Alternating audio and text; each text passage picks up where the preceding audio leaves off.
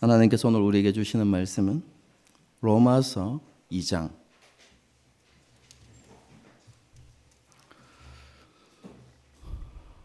로마서 2장 1절에서 16절까지 말씀입니다.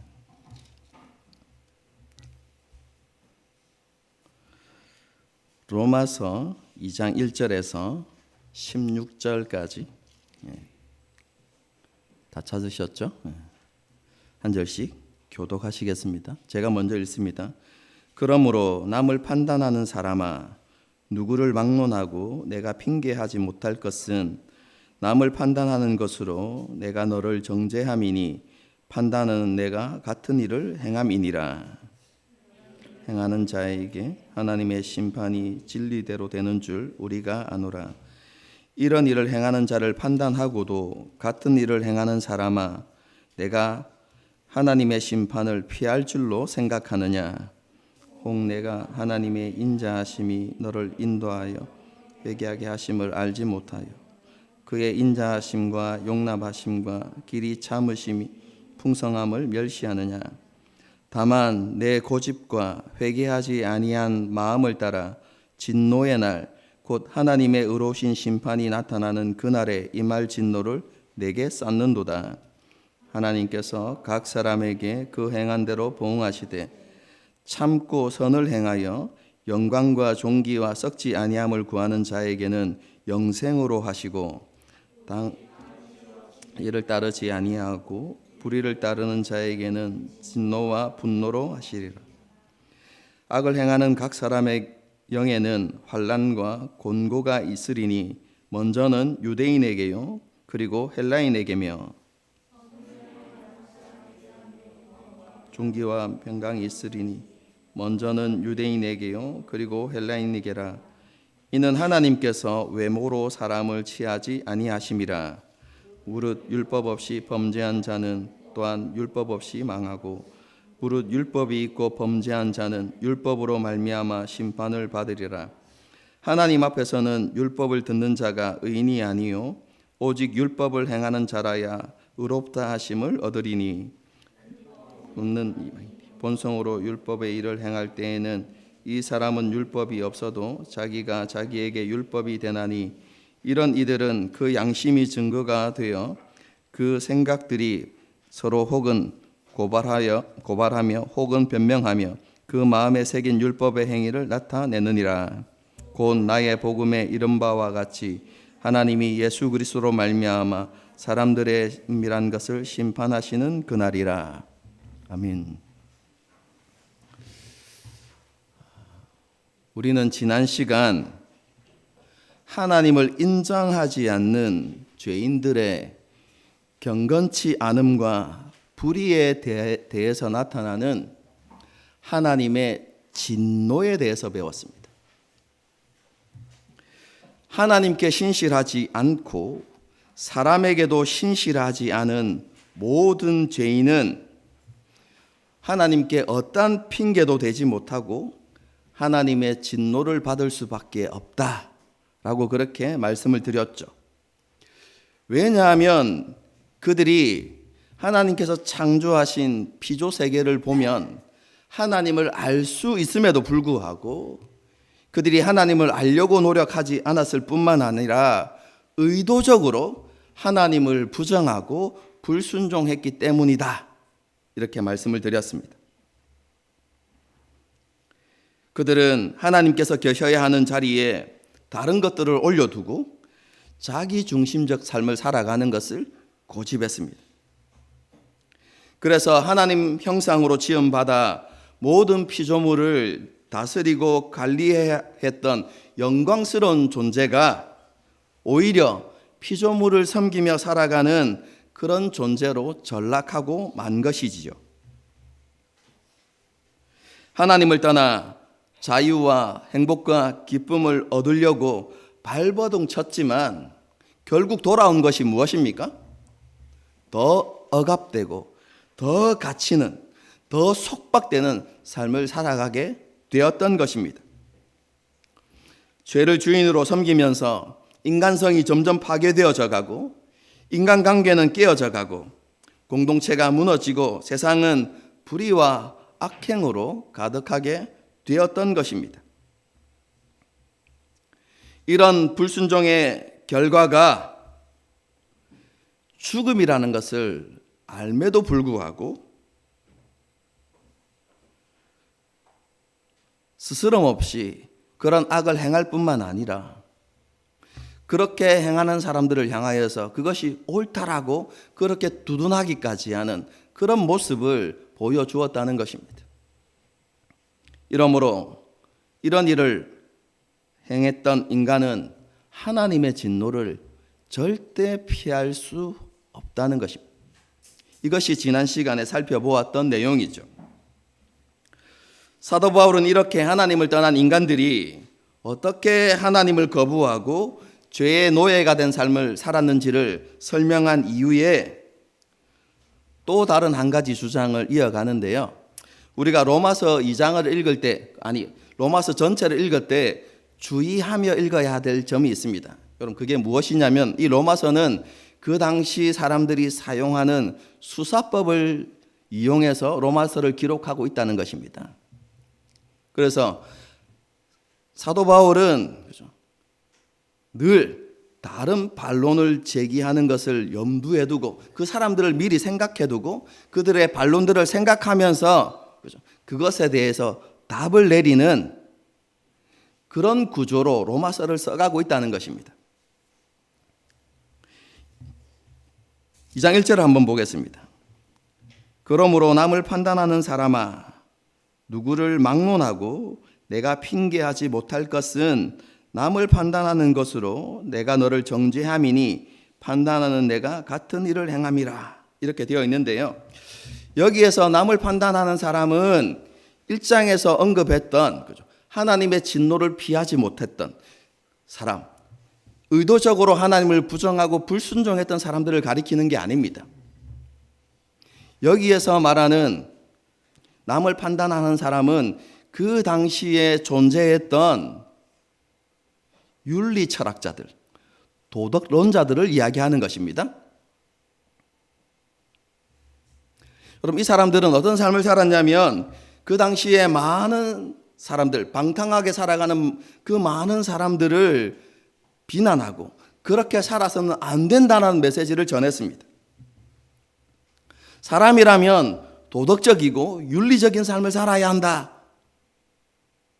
그리고 성적으로 구별된 삶을 살아야 한다라는 것을 가르쳤던 사람들이 도덕론자들입니다.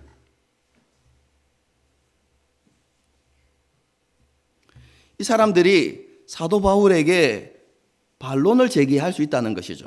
어떻게 해요? 사도 바울이 지금 무엇을 선포했습니까?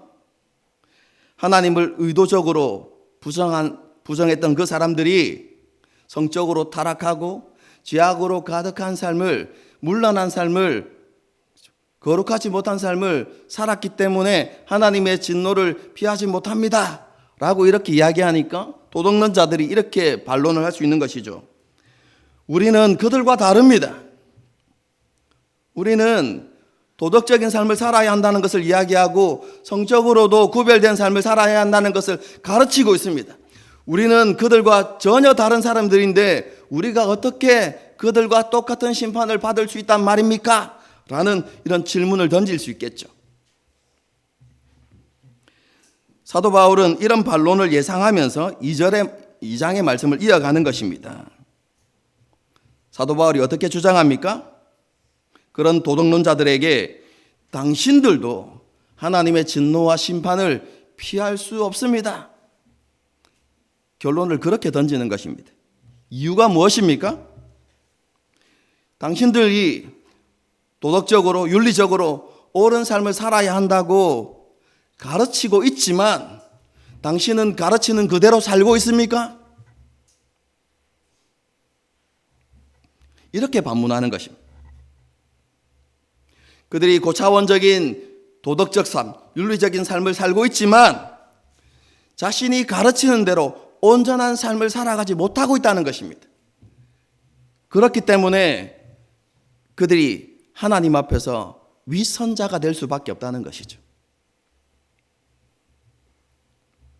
그러므로 당신들도 공의로우신 하나님 앞에서 심판을 피할 수 없는 것입니다 라고 이렇게 주장하는 것입니다. 그것이 1절부터 3절까지의 내용입니다. 이렇게 설명하고 난 다음에 또 다른 반론을 생각하죠. 어떤 반론이냐면 하나님의 심판에 대한 메시지는 헛된 이야기에 불과합니다. 이런 주장을 펼친다는 것입니다. 왜요? 지금까지 우리가 이렇게 마음대로 살아왔는데 여전히 우리에게 하나님의 심판은 임하지 않는다는 것입니다. 그리고 지난날을 살펴보아도 그렇게 악행을 하는 사람들이 하나님의 심판을 받은 것이 아니라 평안히 죽어갔다는 것입니다. 이런 것들을 본다면 사도 바울이 말하는 하나님의 진노와 심판의 메시지는 아무런 의미 없는 공한 매화례와 같다. 그렇게 주장할 수 있다는 것이죠. 그렇지 않겠습니까? 여러분, 그런 반론에 대해서 사도 바울이 뭐라고 대답합니까? 그렇게 죄의식 없이 살아가는 당신들에게 마지막 날에 하나님의 심판이 있을 것입니다. 이렇게 주장하는 것입니다. 하나님의 진노와 심판이 임하지 않는 것은 하나님이 살아계시지 않기 때문도 아니고 하나님이 능력이 없어서도 아니라는 것입니다. 심판이 임하지 않는 것은 하나님께서 여러분을 긍휼히 여기셔서 오래 참고 계실 뿐입니다 라고 그렇게 이야기하는 것입니다.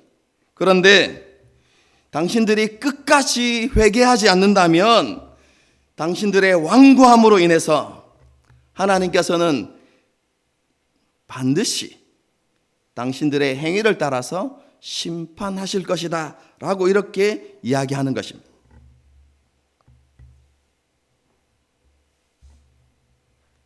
하나님은 각 사람이 행한 대로 갚으시는 공의로운 하나님이시기 때문에 그렇습니다. 하나님께서는 죄악과 타협하지 않으십니다. 이런 하나님을 무시한 채 계속 악을 행하는 것은 자기 위에 하나님의 진노를 쌓아가는 것과 같다. 사도 바울이 그렇게 이야기합니다. 그렇게 쌓아 올려진 그 진노가 그들이 회개하고 돌이키지 않는다면 마지막 날에 한꺼번에 그들에게 쏟아지게 될 것이다 라고 사도 바울이 주장하고 있는 것이죠. 그런 하나님의 진노와 심판을 통해서 하나님의 공의는 조금도 훼손되지 않을 것입니다 라고 그렇게 반론을 제기합니다. 그러면서 이어지는 7절부터 그 마지막 날에 이루어질 그 심판의 모습에 대해서 이야기하는데요. 두 가지 모습으로 나타날 것이다 이렇게 이야기합니다. 첫 번째는 하나님께서 주시는 영생을 받는 사람들이 있을 것이다 라고 이렇게 말씀합니다. 여러분, 영생이 뭡니까? 죽지 않고 영원히 사는 것, 그것만을 이야기하지 않는다고 했죠. 성경에서 말하는 영생은 죽지 않는 삶을 이야기하는 것이 아니라 하나님의 통치 가운데서 살아가는 삶을 이야기하는 것입니다. 하나님의 나라를 기업으로 받고 그 나라에서 예수님의 영광과 부요함과 풍성함에 참여하여서 복과 기쁨을 누리며 살아가는 삶, 그것을 영생이라고 이야기합니다. 그 영생은 죽고 나서 받는 것이 아니라 예수님을 믿는 그 순간부터 우리의 삶 가운데 이루어지는 것입니다. 우리가 예수님을 믿는 그 순간에 우리가 어디로 들어갑니까? 하나님 나라로 들어가게 되어지죠. 하나님의 자녀가 되어지는 것입니다.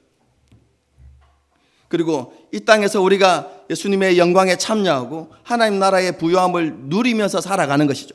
비록 예수님의 재림 이후에 완성되어질 그 하나님 나라에서 누리는 것과는 비교할 수는 없지만 그 영광을 이 땅에서 잠시 누리며 살아가는 것입니다. 여러분, 그것이 영생입니다. 그래서 영생은 예수님을 믿는 그 순간부터 시작되는 것입니다. 이런 영생을 받게 되는 사람들이 있을 것이다 라고 사도 바울이 이야기하는 것이죠.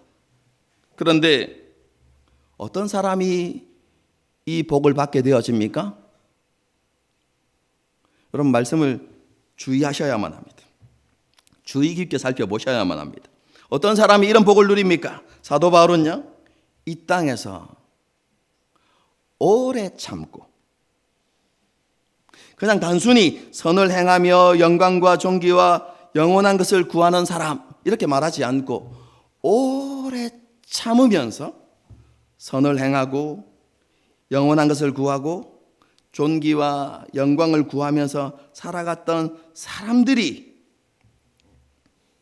그런 영생을 누릴 수 있다라고 이렇게 이야기합니다. 잠시 선을 행했던 사람, 잠깐 동안 하나님의 나라를 구했던 사람들이 아니라 불신앙으로 가득한 세상 속에서 끝까지 인내하면서 믿음을 지켰던 사람들이 그 복을 받아 누리게 된다는 것입니다. 보이는 것만을 쫓아가는 사람들로부터 조롱과 이상히 여김을 받아도 보이지 않는 하나님의 나라를 소망하고 그 하나님의 약속을 끝까지 붙드는 사람들이 하나님께서 주시는 영생을 누리게 된다는 것입니다. 여러분, 이렇게 하면 또 오해하는 성도들이 있을 수 있죠. 그러면 그렇게 하지 못했던 그리스도인들, 예수님을 믿긴 믿었지만 그렇게 하지 못하고 어린아이의 삶을 살았던 사람들은 영생을 못 받는다는 말입니까? 여러분, 그걸 말하는 게 아닙니다. 여러분,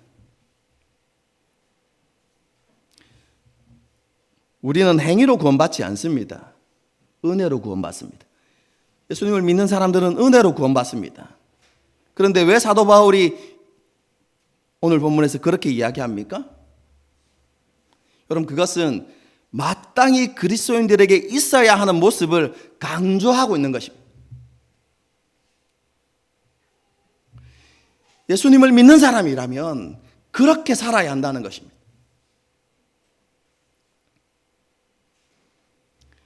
눈에 보이는 것을 쫓아서 살아가는 것이 아니라 보이지 않는 하나님의 나라, 그리고 그 하나님의 나라의 영광과 하나님의 약속을 소망하면서 살아가는 것이 그리스도인에게 합당한 삶이다 라고 이야기하고, 그런 사람에게 하나님께서 약속하신 것을 주실 것입니다 라는 것을 강조하는 것이다. 여러분, 이렇게 이해하시면 됩니다.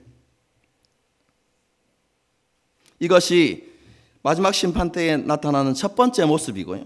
두 번째 모습은 하나님의 심판을 받는 사람들이 있다는 것입니다. 사도 바울은 그 심판을 뭐라고 표현하냐면 환난과 곤고 이렇게 표현합니다. 이게 무슨 의미냐면 하나님의 심판은 외적으로도 임하고 내적으로도 임한다는 것입니다. 하나님의 심판으로 육체가 고통을 당할 것입니다. 그럼 그뿐만 아니라 그 심령도 그 하나님의 진노로 인하여서 두려워 떨며 슬피 울며 탄식하는 일들이 있을 것입니다 라고 이렇게 이야기하는 것입니다. 여러분, 그것이 하나님의 심판입니다. 어떤 사람이 이러한 하나님의 심판을 받게 되어집니까? 사도 바울은요, 당을 지어 진리를 따르지 않고 불의를 행하는 자들이다 라고 이렇게 말씀합니다. 여기서 당을 짓는다는 것은 자기 유익만을 추구한다라는 의미입니다. 자기의 유익을 위해서 거짓을 지어내고 분열을 일으키고 다른 사람의 인격을 깎아내리는 그런 사람들. 그런 사람들이 어떤 사람들입니까? 진리를 따르지 않고 불의를 행하는 사람들입니다. 그런 사람들에게 하나님의 심판이 있다는 것이죠. 1장의 표현대로 하면 하나님께 신실하지 않고 사람들에게도 신실하지 않았던 그런 사람들이 하나님의 심판을 피하지 못한다는 말씀입니다. 바울은 이런 사람들에게 하나님의 심판이 있을 것인데 그 심판은 유대인이나 이방인이나 가리지 않고 똑같이 임할 것이다 라고 말씀합니다. 왜냐하면 하나님은 사람을 외모로 취하는 분이 아니시기 때문에 그렇습니다. 그렇기에 마지막 심판대에서는 유대인이나 이방인이나 차별 없이 하나님의 공의로운 심판을 받게 될 것입니다 라고 이렇게 이야기하죠. 여러분, 이렇게 이야기하면 또 하나의 반론이 제기될 수 있습니다. 누구로부터요? 유대인들로부터. 어떤 반론이 제기될 수 있습니까? 어떻게 우리가 이방인들과 같이 하나님의 심판을 받을 수 있단 말입니까? 라는 반론이 제기될 수 있겠죠. 왜요? 여러분, 그 당시 유대인들이 가진 생각들이 무엇입니까? 선민사상입니다. 우리는 하나님으로부터 선택되어진 이방인들과는 다른 사람이라는 것이죠. 그리고 하나님께서 유대인들을 선택하셨다는 증거가 무엇입니까? 하나님께서 유대인들에게 율법을 주셨다는 것입니다. 이렇게 율법을 소유한 것은 하나님께서 주신 특권이고 우리는 그러한 특권을 받았기에 우리는 이미 하나님의 백성이고 구원받은 사람이다 라고 그렇게 생각했던 것이죠. 이런 우리가 어떻게 저 이방인들과 함께 똑같은 심판을 받을 수 있습니까? 우리는 근본적으로 다른 사람인데, 이런 반론이 제기될 수 있겠죠. 여러분, 이런 생각들이요, 실제로 그 당시 많은 유대인들이 하나님께 드렸던 기도에 보면 잘 나타나 있습니다. 제가 그 기도를 짧게 읽어드리겠습니다. 하나님, 저를 이방인으로 태어나지 않게 해주셔서 감사합니다. 하나님께서는 이방인들을 지옥에서 쓸 땔감으로 창조하셨기 때문입니다. 여러분, 이게 그 당시 유대인들이 실제로 하나님께 드렸던 기도 내용입니다.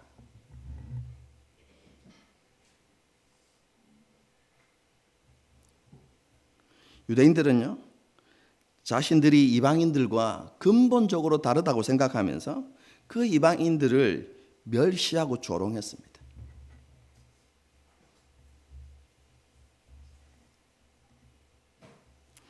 이런 유대인을 향해서 사도 바울이 경고의 메시지를 던지죠.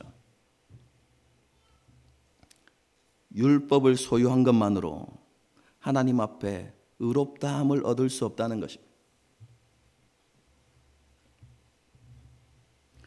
하나님께 의롭다함을 받는 사람은 율법을 듣기만 하는 사람이 아니라 율법을 온전히 지키는 사람이라고 사도 바울이 강조하는 것입니다.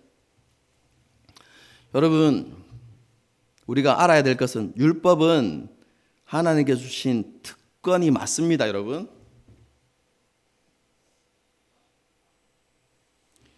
율법은 하나님께서 이스라엘 백성들에게 주신 은혜였고 정말로 중요한 특권이었습니다. 왜냐하면 율법을 통해서 이스라엘 백성들은 하나님이 어떤 분이신지를 알아갈 수 있었어요. 율법을 통해서 인생들을 향하신 하나님의 뜻과 계획이 무엇인지를 알 수 있었어요. 그뿐만 아니라 율법을 지킴으로 그들은 하나님을 닮아갈 수 있었던 것이죠. 여러분, 이것은 특권이었습니다.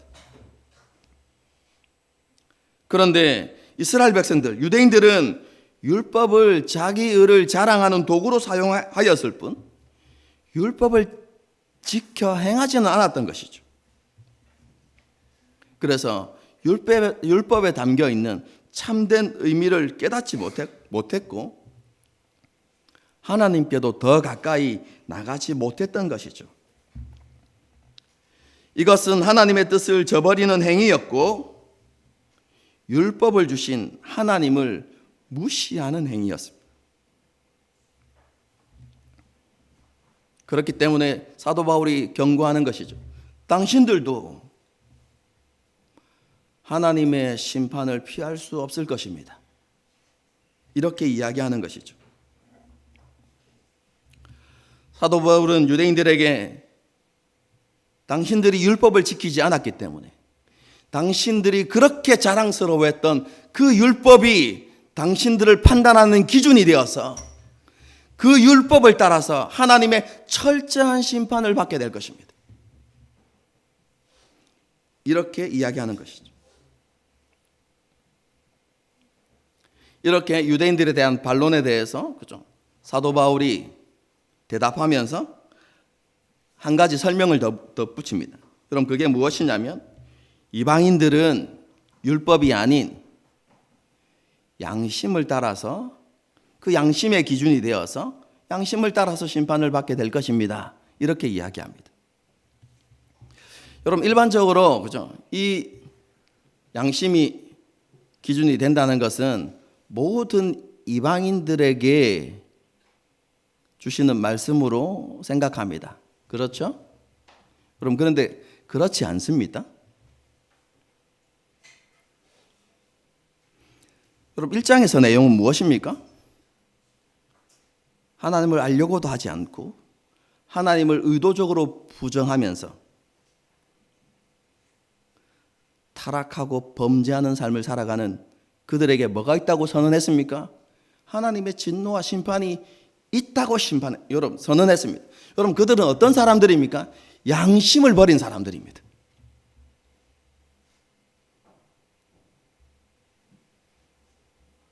그럼 여기에서 양심이 기준이 되어서 심판을 받는 사람들은 누구입니까?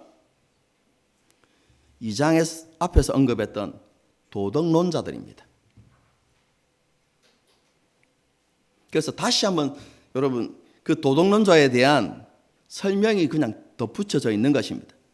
유대인들은 율법을 따라서 하나님의 심판을 받게 될 것이지만 스스로 또 다른 사람들보다 의롭다고 생각하는 도덕론자 너희들도 그 양심을 따라서 그 기준을 따라서 심판을 받게 될 것이다 라고 이렇게 다시 한번 자세히 설명한 것이다. 여러분 이렇게 이해하시면 되겠습니다. 여러분 그들의 모든 죄악들은 마지막 심판날에 낱낱이 드러나게 될 것입니다. 은밀한 것까지 모두 하나님 앞에 벌거벗은 것처럼 다 드러나게 될 것입니다. 그리고 행한 대로 갚으시는 공의로운 하나님께서는 유대인이나 이방인이나 차별 없이 그들의 죄악을 따라 확실하게 심판하실 것입니다. 그 심판으로 인해서 모든 죄인은 하나님 나라 밖에 쫓겨나서 고통 중에 탄식하며 그렇게 살아가게 될 것입니다.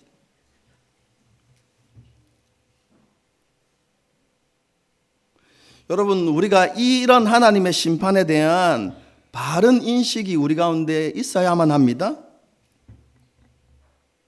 그리고 그 심판의 메시지가 하나님의 진리라는 사실을 우리는 알아야만 합니다. 여러분 복음 이야기하면 우리가 늘 입버릇처럼 이야기하는 복음 이야기하면 우리는 자꾸 어떻게 생각하냐면요. 예수 그리스도의 십자가의 죽음과 부활 그것을 믿음으로 우리는 하나님의 백성이 되어지고 구원받는다. 여러분 그게 복음의 내용이라고만 생각합니다. 여러분 그렇지 않습니다. 여러분 하나님의 진노와 심판도 복음의 내용입니다.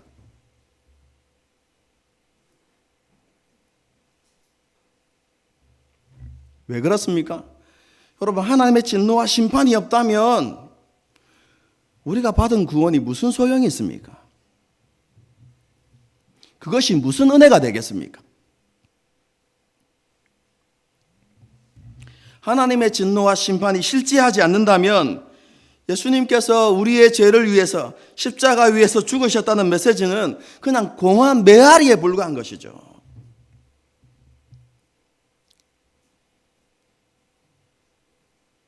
여러분, 우리가 하나님의 은혜를 깊이 알고 그것에 감사하기 위해서는요, 이 하나님의 진노와 심판에 대한 엄중함과 두려움을 정확하게 이해해야만 합니다.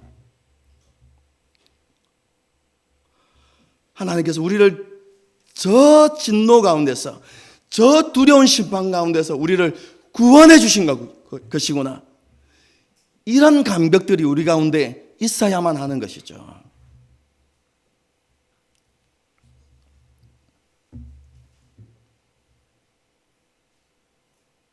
그럼 그것이 복음입니다.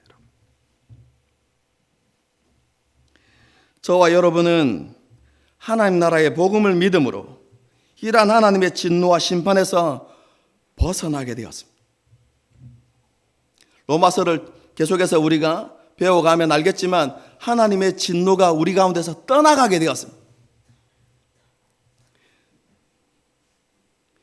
여러분, 이게 얼마나 복된 소식입니까? 하나님을 믿지 않는 사람들은 어떤 삶을 살아가고 있습니까? 일평생 죄를 지으면서 그 머리 위에 하나님의 진노를 쌓아가고 있습니다. 그리고 그 진노가 마지막 심판날에 심판으로 쏟아지게 될 것입니다. 그런데 우리가 받은 은혜에 대해서 뭐라고 이야기합니까? 우리 위에 있던 하나님의 진노가 떠나갔다, 이렇게 이야기합니다.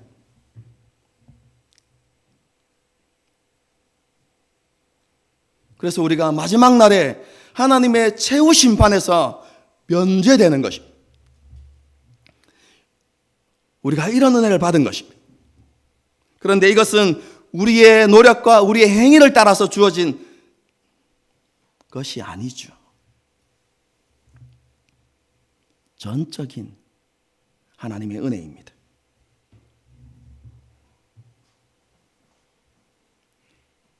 믿음을 따라서 주시는 하나님의 은혜인 것이죠. 이러한 하나님의 은혜를 받은 저와 여러분이 이 땅에서 어떤 삶을 살아가야 하겠습니까? 어떻게 그 하나님께 감사를 돌리며 살아가야 하겠습니까? 결론은 로마서 1장에서 이미 이야기했습니다. 사도 바울이 자신이 하나님 나라의 복음을 증거하는 중요한 목적이 있다고 했죠. 그 목적이 뭐라고 했습니까?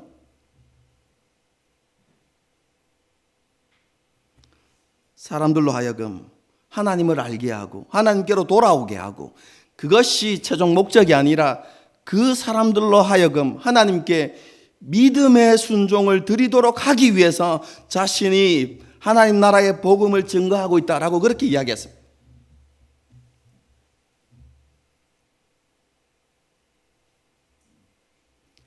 하나님께 은혜를 받은 우리에게 있어야만 하는 것이 무엇입니까? 믿음의 순종입니다.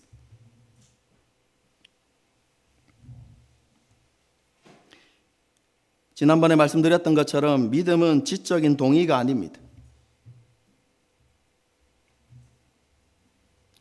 믿음은 하나님의 사랑에 대한 감정이나 느낌, 그것도 아닙니다. 그런 것이 포함되긴 하지만, 그렇죠? 믿음과 행위는 분리되는 게 아닙니다. 성경이 우리에게 한결같이 가르치는 진리는 믿음은 순종과 함께 간다는 것입니다. 믿음이 없이는 순종하는 것이 불가능하고, 순종이 없는 믿음도 불가능하다. 여러분, 이것이 성경이 가르치는 진리입니다. 여러분, 그래서 야고보서에서 행함이 없는 믿음은 죽은 믿음이다 라고 그렇게 설명하는 것이죠. 제가 행위 구원을 여러분 가르치는 게 아닙니다.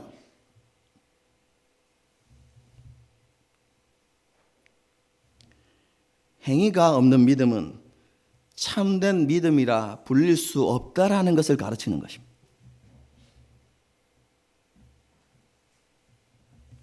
머리에만 머물러 있는 믿음, 감정에만 머물러 있는 믿음은 살아있는 믿음, 참된 믿음이라고 할 수 없다는 것입니다. 행동, 곧 순종으로 드러나는 믿음이라야 살아있는 믿음이다, 참된 믿음이다, 이렇게 말할 수 있는 것이죠. 그럼 사과나무를 한번 생각해 보십시오. 사과나무에 달려있는 사과, 여러분, 그 사과가 무엇을 보여줍니까? 그 사과나무가 살아있다는 것을 보여주는 것입니다. 그렇지 않습니까? 죽은 사과나무는 사과를 맺지 못합니다. 그런데 사과가 열리는 것은 그 사과나무가 살아있다는 것이죠. 여러분, 믿음도 마찬가지입니다. 우리에게 새 생명을 가져오게 하는 것은 무엇입니까? 믿음입니다. 우리가 예수님을 믿을 때 우리 안에 새로운 생명이 창조되는 것입니다.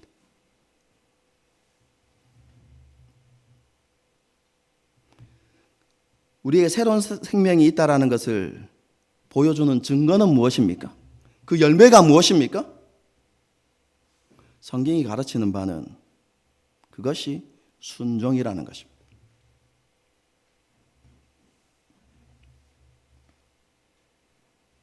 변화된 삶, 그것이 우리가 새 생명을 받았다는 증거라고 우리에게 가르치는 것이죠. 여러분, 그래서 마태복음 7장에서 이렇게 이야기합니다. 나더러 주여 주여 하는 자마다 다 천국에 들어갈 것이 아니요 다만 하늘에 계신 내 아버지의 뜻대로 행하는 자라야 들어가리라. 여러분, 말씀을 가감하면 안 됩니다.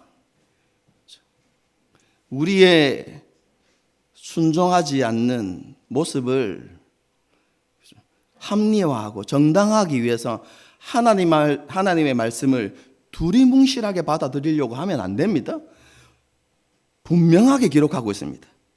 주여 주여 라고 외치는 그 사람들이 천국에 들어가는 것이 아니라 내 아버지의 뜻대로 행하는 사람들이 하나님 나라에 들어가게 되는 것입니다.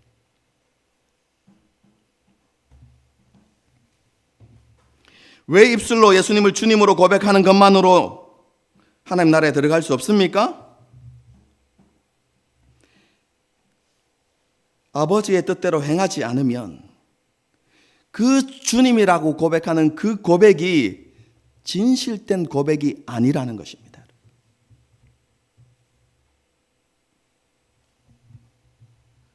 예수님을 주님으로 고백한다는 것은 예수님을 믿고 예수님을 바라보고 예수님을 따르는 삶을 살겠다고 고백하는 것입니다.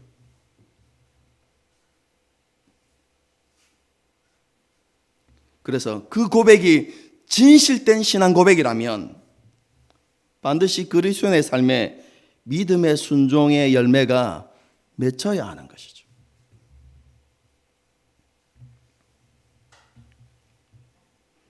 여러분, 이런 믿음의 순종과 함께 우리가 늘 기억해야 되는 것이 있습니다. 그것은 마지막 날에 있을 최후 심판입니다.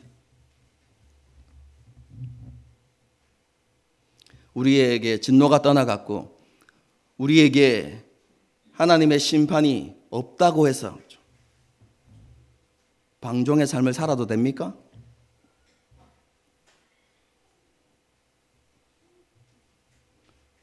성경은 그렇게 가르치지 않습니다.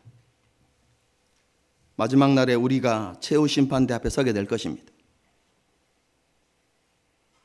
그리고 우리가 이 땅을 살아가면서 행한 모든 일, 곧 선한 일이나 악한 일이나 자기가 행한 행위대로 거기에 합당한 보응을 받게 될 것입니다. 물론 이 말씀은 예수님을 주님으로 고백하는 우리가 구원받지 못한다는 의미는 아닙니다. 조금 전에도 말씀드렸지만 우리는 행위가 아니라 하나님 나라의 복음을 믿음으로 이미 모든 죄를 용서받았고 하나님께 주시는 의를 덧입어서 예수님의 의를 덧입어서 우리는 이미 구원받은 사람들입니다. 영생에 들어간 사람들입니다. 그럼에도 불구하고 우리는 최후 심판대 앞에서 우리의 삶을 하나님 앞에 직고해야만 합니다.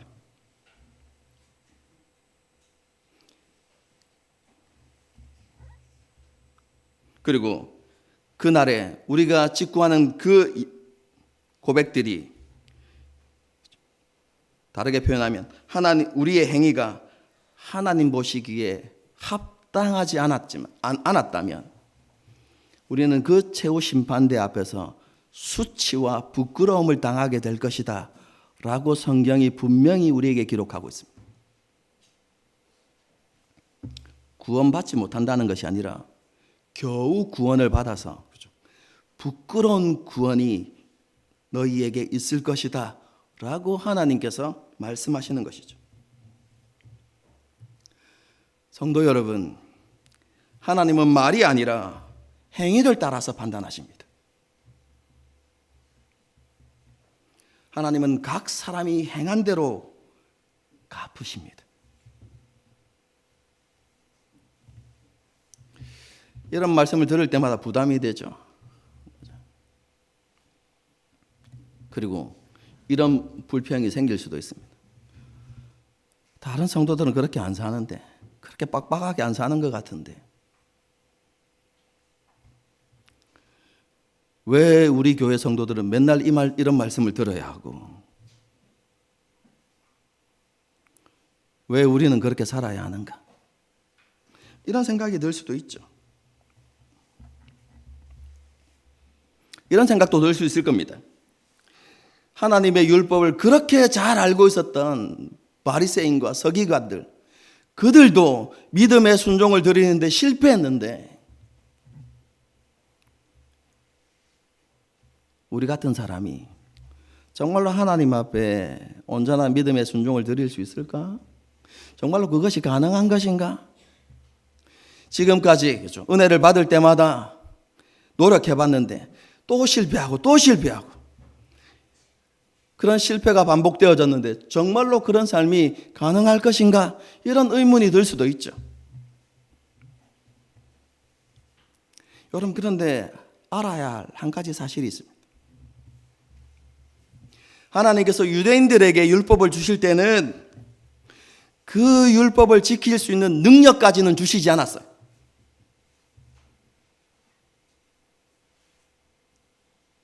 그런데 예수님을 주님으로 고백하는 사람들에게는 너무나 크고 엄청난 선물을 주셨죠. 그 선물이 무엇입니까? 성령님이십니다.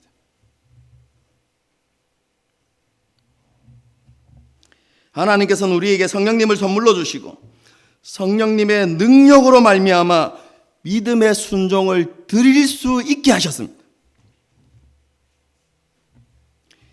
깨어지지 않는 새 언약만 우리에게 주신 것이 아니라 그 새 언약을 따라서 살아갈 수 있는 능력까지 하나님께서 우리에게 주셨다는 말입니다.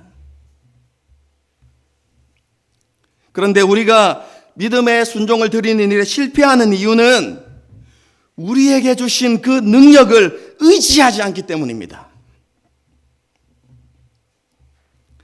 우리는 성령님을 의지하지 않고 여전히 우리의 힘과 지혜를 따라서 행하려고 하는 것이죠. 우리 안에 여전히 뭐가 남아있습니까? 타락한 본성이 남아있어서 여전히 자기중심적으로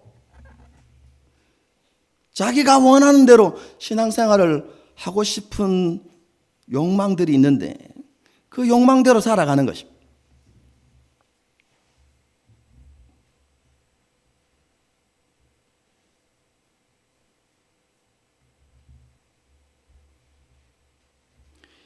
구약의 이스라엘 백성들의 실패를 보면서 우리가 정말로 확신하고 인정하고 고백해야 될 사실이 있습니다. 그것은 우리의 힘과 지혜로는 믿음의 순종을 드릴 수 없다는 것입니다. 불가능합니다.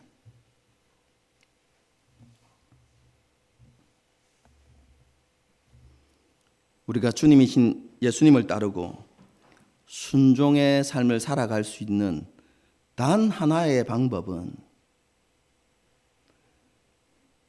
하나님께서 우리에게 선물로 주신 성령님을 의지하는 것입니다.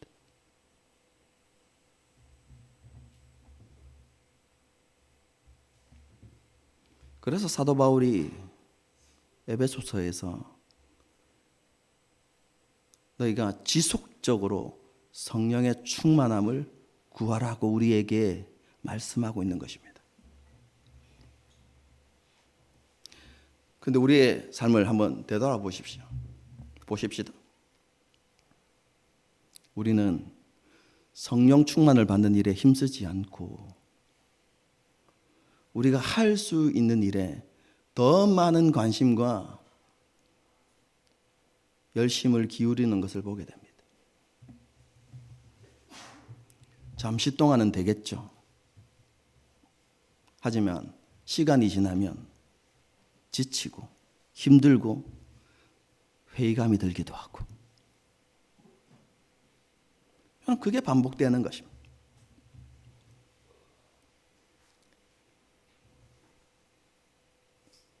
신앙생활은 그렇게 하는 것이 아니라 되어지는 신앙생활을 해야 되는 것입니다.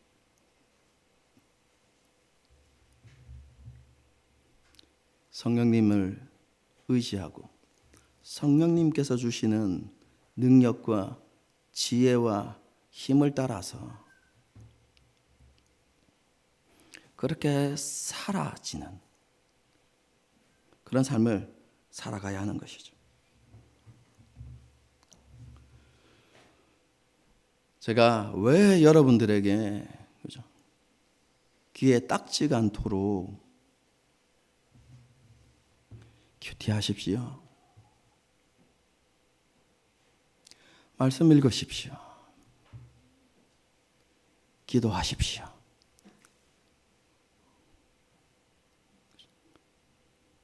왜 이렇게 잔소리 하겠습니까? 여러분들이 이미 그죠? 다 성인인데 중고등부나 청년부 시절에 하던 경건보고서 만들어가지고 왜 우리 성도들에게 그죠? 보고하라, 체크하라 이렇게 하겠습니까? 이유가 무엇이겠습니까? 여러분 그것은 그 길만이 우리가 참된 믿음의 길을 걸어갈 수 있는 유일한 길이기 때문에 그렇습니다.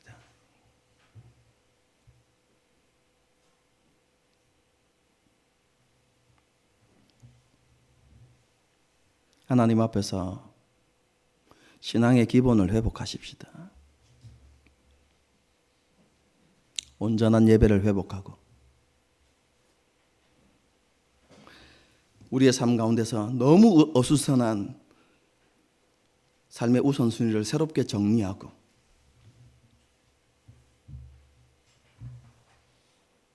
말씀을 읽고 기도하는 일에 힘쓰면서 성령님의 충만함을 간구해 가야 하는 것이죠.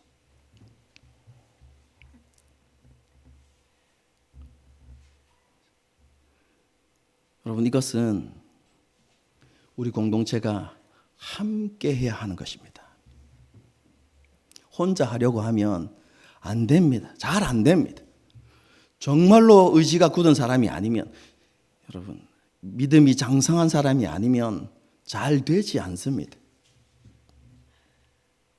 그래서 공동체를 주신 것입니다. 함께 격려하고 해보자고. 안 했다고 정죄하는 게 아니라 해보자고. 격려하고. 먼저 열심을 내는 모습을 보여주면서 도전하고. 여러분 그렇게 선한 영향력을 미쳐가면서 그죠? 연약한 성도들도 함께 이 은혜에 참여하고 여러분 그렇게 하면서 우리의 신앙이 자라가고 변화되어져 가는 것이죠.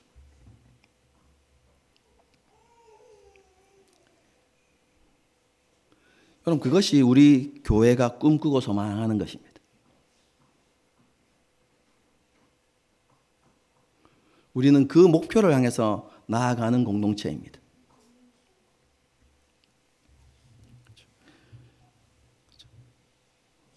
하나님 앞에서 하나님을 기쁘시게 하는 믿음의 순종이 있도록